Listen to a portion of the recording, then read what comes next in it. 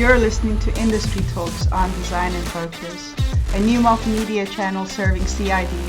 CID, Creative, Innovation and Design.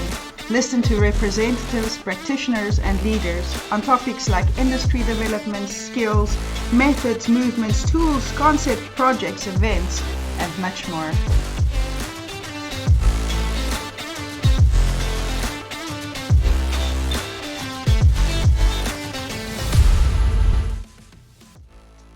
Hi, and welcome to another episode of Industry Talks. Today I'm speaking with Tiziana de Agostino, and we'll be talking about cognitive load. Hi, Tiziana. Hi, how are you? I'm all right, and you? I'm good. Yeah. Can you start by telling us a little bit about Sure, yourself and your history and, what gives you the credentials to talk on sure. cognitive load? Of course, of course. So, as Candice mentioned, my name is Tiziana. I'm originally from Italy, which is why I have an accent. But I lived in Southern California in San Diego for a very long time. And this is really where my career started because I originally started as a designer, as a graphic designer. And then I add more skills as a web developer, and then I finally moved to UX. And as I was learning more about user experience and teaching about user experience, I realized I was very passionate about psychology. So I went back to school and got my master in media psychology because I felt that psychology and user experience really go well together. And honestly, you cannot create a good product unless you understand how people think. And that really brought me to kind of full circle. So trying to examine problem from a very holistic perspective, from the design perspective, the psychology perspective, the web media perspective. So it definitely been a really interesting journey that got me into here. So Pretty cool. So can you first explain to me what is cognitive load? sure. So a lot of time when we talking about people and humans, we think we do a lot of rational decision and we spend a lot of time thinking. But in reality, we only have some very limited mental resources. This is what is called like working memory. So we can only store enough for taking care of whatever task is in front of us. If we have too many stimuli, if you have too many requests for our attention, then we become overloaded. So the resources that you need to complete your task is what is called cognitive load. This is what you basically think about it almost like a backpack you're carrying with you, right? But when you Mm-hmm. get too heavy, you can't walk anymore. And that's the same thing of when you have too many requests, you feel overwhelmed, and that means that you may get paralyzed and not being able to make any decision, or even worse, make really bad decision. Mm-hmm. So that's why it's so important to understand that we're not computers. We only have limited resources and we're constantly having tons of requests. So we Mm-hmm. have to be very careful as designer to make sure that we don't bring this kind of overload to our Mm-hmm. customers, because some of the things that happen in everybody's life we can't control. We can't control if you have a little child that keep on calling on you when you're trying to work. We can't control if it's really noisy environment. What we can control, however, is what we present to our customer and make sure that our experience, our product, our website, our app is not making this cognitive load worse, and it Mm-hmm. actually really help the customer along the way. Yeah. So is this cognitive load really sorry um, is is it relevant for all designers? Are there a subset of Yes. designers or professionals who really Yes. focus on it, or is it something that everybody should focus on when they're Well, designing? I would say everybody should focus on it. Not everybody does. Mm, And one of the problem I feel too is that when you learn to be a designer, either a graphic designer, web designer, UX designer, there's really no talk about psychology at all. mm, And it to me seems really strange because you are designed for humans. So if you don't understand how humans think, how can you do a good design? So yeah. sometimes design have an instinct about like, oh, I want to have a very clean and minimalist interface because it looks good. Well, something like this not only looks good, but help people to navigate through your site and not increasing the cognitive load. So Mm-hmm. even though you may not know what cognitive load is, or you may not think about it, by instinct and training, a lot of designer maybe do that. The problem Mm-hmm. is with web design, a lot of time, there are not too many design trained professional. And so they may not know about all those kind of rules of design and how our eyes are, led to a particular element. And this is why you can start seeing that, web pages, they're really, really cluttered, or they have too many requests at the same time, or you don't know what's important, all those kind of things that are not only bad design, but they also bad as far as like cognitive load. Mm-hmm. Do you think, what I interpret the scope of design to be is that you have the creative designers and you have non-creative designers. And my opinion is that people who come from a creative background, they're already a little bit more in tune with the world Mm-hmm. around them. Like you can show people a bottle like this and they'll never be able to distinguish the lines and copy Right, it. Whereas right. people who are creative can, Mm-hmm. they have a little bit of a different type of human awareness, I would say. Right, right. Do you think that is something that is an actual fact, or do you see that as well? Or Yeah, no, I think like creative designers, you get taught or you learn a lot of like design rules, right? If you Mhm. think about like the Gestalt principle of vision, right? You learn that as a design rule, but in reality, you are supporting the limitation of human vision. You may not Mhm. know that part, but you Yeah. learn that this is our good rules. But the good rules are they're good because they're based on supporting the human brain and how we think and how we see things. So Mhm. I definitely believe that if you're training design, you have kind of a little bit of a leg up because you learn those already as good design rules. Yeah. So, but even if you're not creative, the designer, even if you're just a pure like, UX design that doesn't do any visual at all, you can still improve your ability to create an experience that's really good. And as user experience, we always want to make a great experience for our customer, and making Mhm. sure that they don't feel overwhelmed is definitely a really important goal. So even Yeah. if you don't know maybe how to design it, but the idea that, okay, I don't want them to, overwhelm them, because it can Mhm. have really serious business ramification as well. So it's not Yeah. just a question we care about people, but if you Mhm. care about money and your company's money, you probably want to worry about that as well.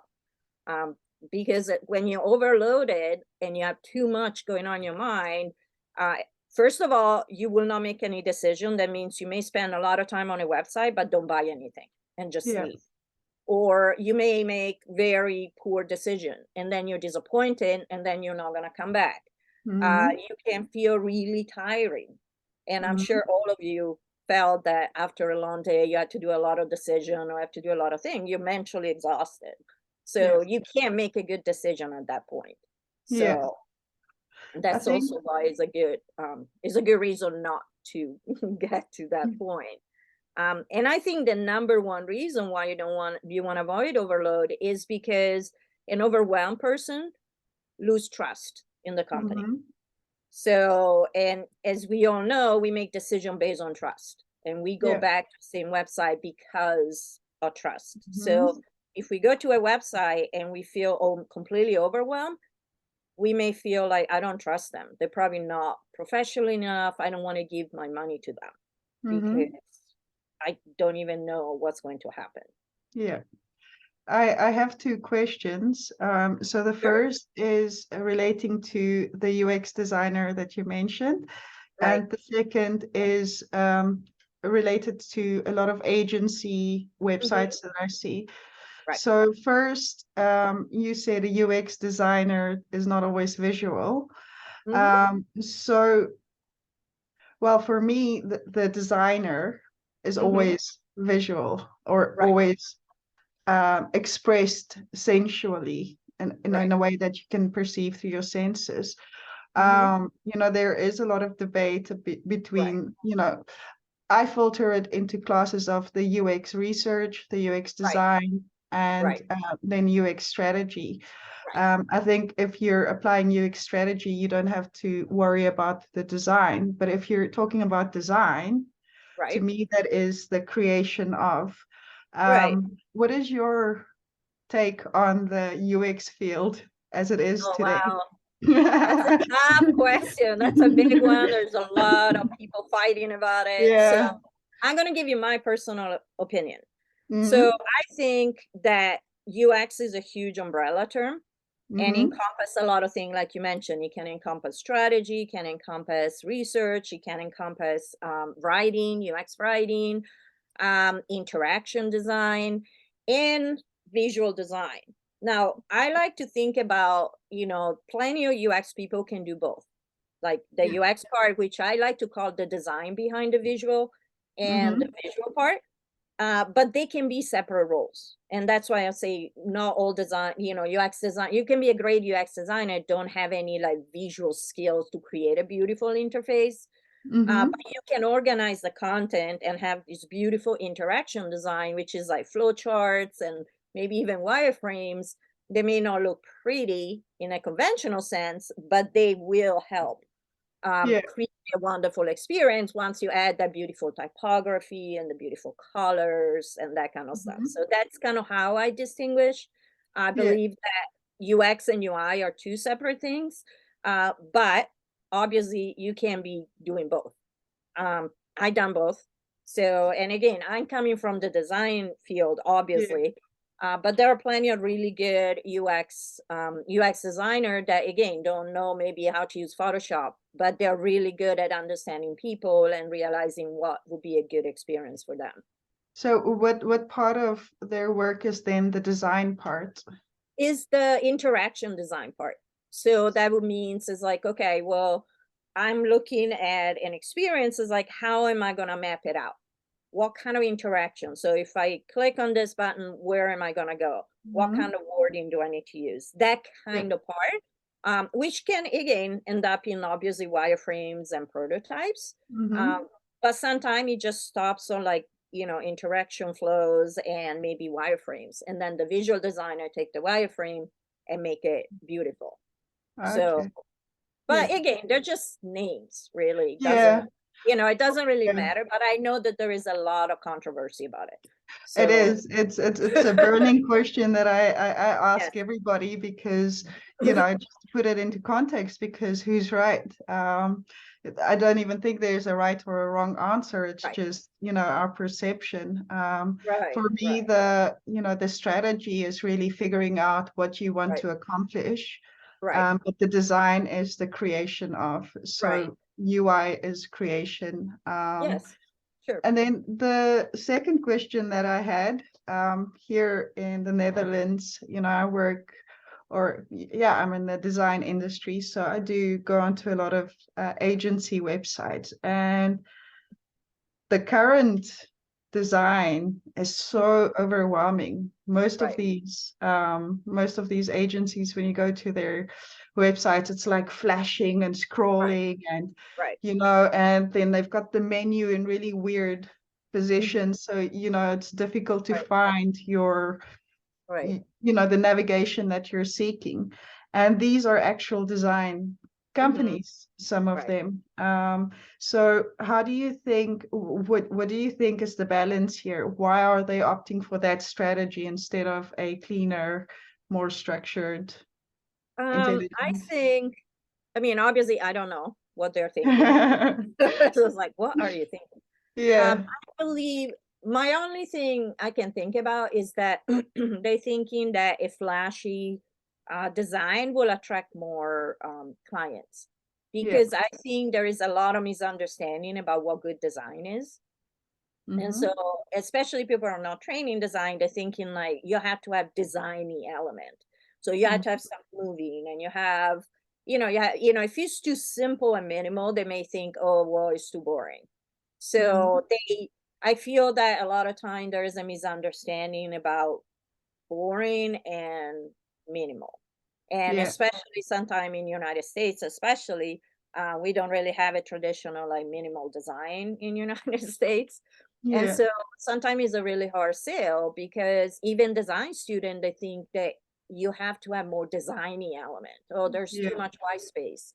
So, but I think you can get a balance. And I Uh-huh. think there will be more of a balance, at least here in the States. They're talking a lot about accessibility. And one Mm-hmm. of the accessibility issue is motion. And a Mm-hmm. lot of people, everybody get distracted by motion. So using motion Yeah. is not necessarily a good idea.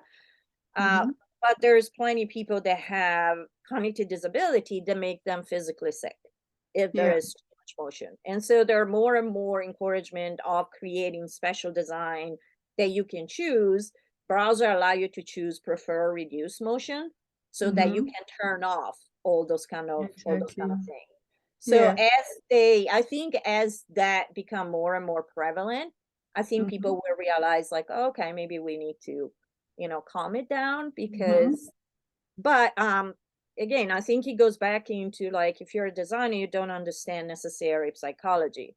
So the Yeah. fact that for example, a lot of designer thinking like, oh, I don't want to show the navigation because it just clutter the interface and hide it. But they don't understand that as people, we rather see things than trying to remember it. Yeah. Something that Jacob Nielsen called recognition over recall, Yeah. because it's easier for me to see something and maybe even inspire me to spend more time on your website because, oh, yeah, that sounds like a really good idea versus believing that I care enough to go look for the menu. Yeah. So, and this Yeah. is, a big misunderstanding, I think, on the designer part that what creativity really means. I'm a big Mac person, so don't get me wrong. I love Macs. I've been a faithful Apple person forever. But one thing I always criticize Apple for is that they're trying to be creative in their website for no reason. Like, Yeah. for example, if you go to their website, at least the US version, their navigation when it's compressed is like 2 lines, one longer and one Yeah. shorter. It's like, why? Just have three. That's not the Yeah. place to be creative. Or in United States, most sites have shopping carts. I know in Mm-hmm. Europe, it's more like shopping bags. But Apple has a shopping bag that doesn't even look like a shopping bag. It looks like a Yeah. suit. So those are places in which is like this is not where you want to be creative. Mm-hmm. Because talking about cognitive load, if I have to figure it out what each of this thing means, I had to think about it. If I think about it, I need more resources and I get more overwhelmed. Yeah. So I shouldn't be having to spend time to wonder, is that the shopping cart? Yeah. That really not doesn't make me admire Apple. Oh, look how creative they are. It just made me Yeah. waste resources trying to Yeah. figure. Exactly, especially if you want to accomplish tasks. So I think, Right. achieving that balance is also finding the use of it. That's how the users use it. What Right, are they trying to achieve? Because right. design seeks to solve problems, Should, or enable people to solve their right. problems. It should. Um, Yes. yeah. So cognitive load is really integral for solving Right. your problems. Of Like you course. were saying, if you're overwhelmed. Right. Um, you mentioned before about how sometimes bad cognitive load is used in manipulation, Mhm. right? Yes. Could you talk a Yes. little bit about that? Sure. So again, like I mentioned, if there are too much things coming at you, you will get overwhelmed. And if you're overwhelmed, you make really poor decision or you make mistakes. So Mm-hmm. for example, you see sometime in websites, and I'm sure that is a little bit less in Europe because of GDPR, but you see sometime on website here, they have a lot of text. So for deciding if you wanted to like opt out or not from their cookies, for example. And because there's so much text, you may not read it and you may just automatically do what you usually do. There being site, usually when they ask you, do you want to receive emails, you check a box, right? And you will Mm-hmm. get the newsletter. But there have been sites in which they were doing the opposite and they were telling you, if you do not want to receive a newsletter, you need to check the box. Yeah. And so the majority of people wouldn't do that because, again, they're going through all they're doing. They're not going to read the text. They're Mm-hmm. just not going to check it because they know, oh, well, if I check, I'm going to get email. And then they get the exact opposite. Yeah. And this is a classic example of like taking advantage of the fact that people are overwhelmed and not going to read everything and just trick them into doing something that they don't want to do. Yeah. So I guess what makes psychology a science to a large Right. degree, Mhm. not talking about the dark side of psychology, but Right. is that there are certain demonstrable patterns, Mhm. and that's also Yes. how our brains work. We seek Right. those patterns, and that's Right. how our behavior is influenced. Mhm. You talk a lot, or you write for the Ethical Design Network, Mhm. and so Yes. it's something that you're busy with on a daily basis as well, Yes. right? Yes. Yes. No, I am a strong proponent of ethical design in, in any possible way. I have a lot of discussion with my students because again, Mhm. younger designer are hungry and they want to make money and they feel like, well, but I want to benefit the business. And Yeah, but at the end, and I think is going to be more and more important as we go forward, long-term revenue is way more important. And yeah, the younger generation especially really care about what a company stands for. yeah, And even older people don't like to be tricked, right? no, But younger people, I think they pay a lot more attention. They're a lot more sophisticated. And you have to realize that one single bad experience or feeling like being tricked and manipulated can turn off a huge amount of people from your yeah, website. And that's not just that you're losing them, but you're losing them, their friends, their family. They may even have a really loud comment on social media. So it's not just like, well, I lost one client. yeah, You lose a lot and you lose, credibility, which is another really, really important things that is getting more and more important to be yeah. standing for what you believe in. Um, Hmm. and again, maybe I'm like old fashioned, but I do appreciate it when a company does the right things. One of Yeah. my favorite company is Patagonia, which I'm pretty sure you're familiar with. That this year they did one thing that in America never happened. They actually closed their store over Christmas break for a Hmm. week. Like Yeah. Wow. in America, never happens, especially at Yeah. Christmas, right? But they closed all the businesses, all these shops, and they had a sign to say we wanted to make sure our employees spend time with their family. Yeah. That seems like not a big deal, but it's huge for a company like Patagonia. And I Yeah. mean, they're great for a lot of other reasons. But those are the kind of thing that make you feel like, you know what? If I have a choice, I'd rather buy from them than from somebody else because Yeah. they really live what they preach. And I Exactly. think that is going to become a huge differentiator and eventually it's going to become a requirement. Hmm. So if you jump in on the ethical design now, I think that will be a big differentiator. It will make you Yeah. stand out from the competition. And when it's going to actually be a requirement, Hmm. then you're already done. You already Yeah. did that.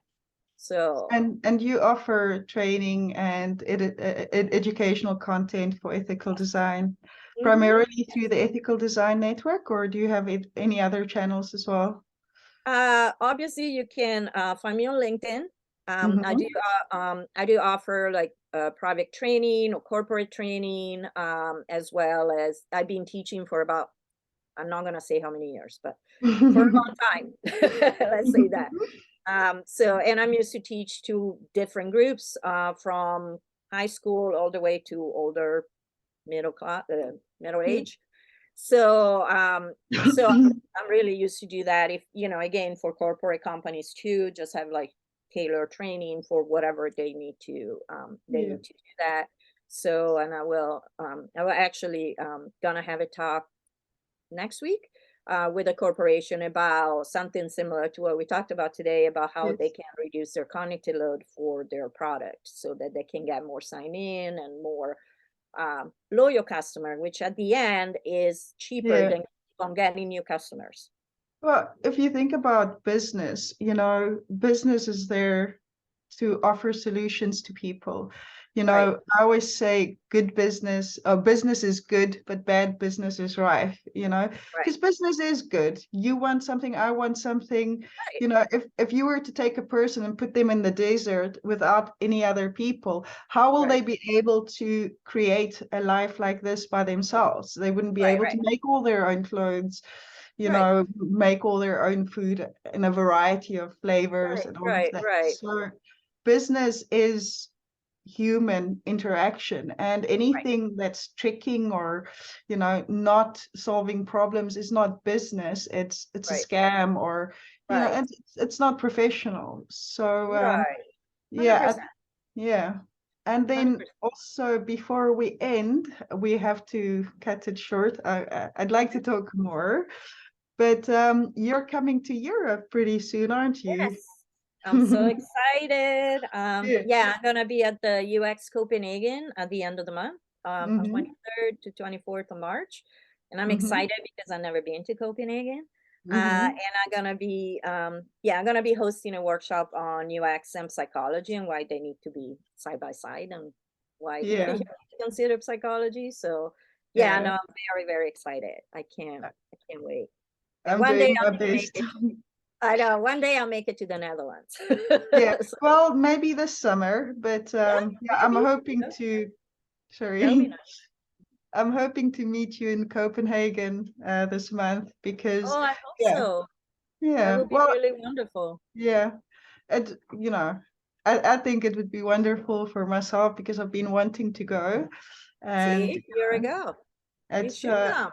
yeah, I think the conferences in the Nordics are quite first class from what I've heard. So yeah, very much looking forward to seeing you there, and That would be awesome. also, yeah, maybe in the summer. Yeah, we'll see. I really hope so. It's so hard, obviously, because my family is still back home. And so if I go to Europe, I have to spend a lot of time with them too. I can't really Yeah, travel as much, but yeah, yeah, I really hope so. That would be yeah. wonderful. And if you come to Copenhagen early, I have a couple of days to kind of tour the city. So if you All can, right. that would be really fun. Are you giving a single workshop, or will there be Yeah, I a will few do more? a workshop on Friday. All One of right. the, like an hour and a half, 90 minutes workshop. And Yeah. obviously I'll be there for the rest of the company, the Do conference. you have a website where we Yes, I can? just put it actually in the chat. Is so my website is tdagux.com. All right. So you can put in the notes if you like. It is still under construction, so I apologize. You know how Yes. they say the I don't know if there's the same expression in the Netherlands, but here they say that the son of the shoemaker is always barefoot. True. And I don't know if there is similar in, probably there is something similar in. well, I think the one that I'm familiar with, and this is more South African, has got to do with a preacher and his daughter, and it's not so pleasant to say. So I'll Okay, just so stick we to can stick with the shoemaker then. yes. So yeah, until the UX Copenhagen, that's Right. probably uxcopenhagen.com. .com. Yeah. uscopenhagen.com. And I actually have a 10% discount that I can give out. So I can send it to you and you can post it. Yeah. So it's a 10% off the price if you're interested. Wow. And they also have an online version too. So if you cannot fly or make it to Copenhagen, you can actually participate online. Yeah. So, but yeah, no, I'm looking forward. There's going to be so many amazing speakers that I've been admiring for a long time. So I'm so Super excited. exciting. I know. It's one of the best parts, right? You get to meet people that you really admire. So Yeah. that's going to be really Definitely. nice. I'll post the link for those watching, thank you. and I think it will also be great to connect with Tiziana, do some of her training, catch the workshop in Copenhagen this month, and yeah, you can also watch actually on Randstad UX, our flagship network. We had a session with Tiziana in December, and we also analyzed somebody's website for them, so it's a very informative session. And with that, I will say thank you very much, and I will thank welcome. you, It's a Tiziana. pleasure. Thank you. It was a It's pleasure. my pleasure too. Bye. Bye.